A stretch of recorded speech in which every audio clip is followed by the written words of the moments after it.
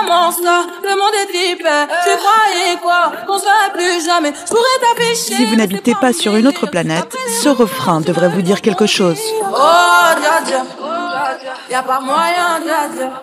Synonyme de menteur dans la bouche d'Aya Nakamura, l'artiste française la plus streamée au monde, le titre Dja Dja comptabilise plus de 700 millions de vues sur YouTube. Un succès qui dérange de nombreux éditorialistes. La lecture seule de certains passages de grandes œuvres impose le silence. Elle rend interdit par sa puissance. Aya Nakamura va encore plus loin. Elle fait régner le vide à l'intérieur même de ses textes et le monde entier s'extasie. Mais dans l'Hexagone, les élites sont divisées. Ce député a invoqué l'interprète de Spooky à l'Assemblée nationale pour défendre le caractère vivant de la langue française en plein débat sur les accents. Ça me paraît absolument remarquable.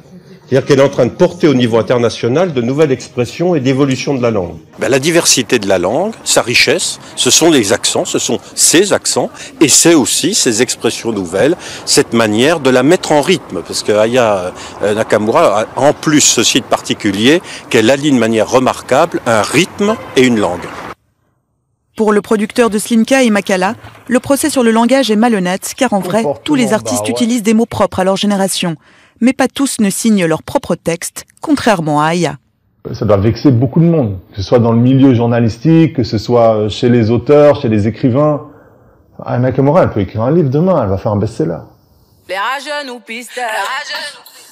Originaire du Mali, la chanteuse a grandi en Seine-Saint-Denis. Elle incarne donc l'ailleurs, mais aussi et surtout une condition foncièrement française. Aya, son succès, et du coup les critiques amplifient la discussion sur ce que c'est qu'être une femme noire dans cette industrie musicale. Et donc cette discussion, on le voit bien, c'est que c'est mélangé à énormément de choses qui ont, qu'on le veuille ou non, trait à l'histoire française. Donc c'est une histoire coloriste, une histoire où on hiérarchise les couleurs de peau. Est-ce qu'on lui en veut d'être une femme noire qui réussit? Sans doute.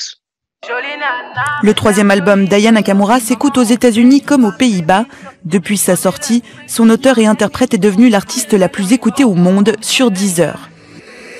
Tu ne vas pas me manquer, toi qui croyais me connaître, t'es rempli de charabia, tu ne sauras plus rien du moi.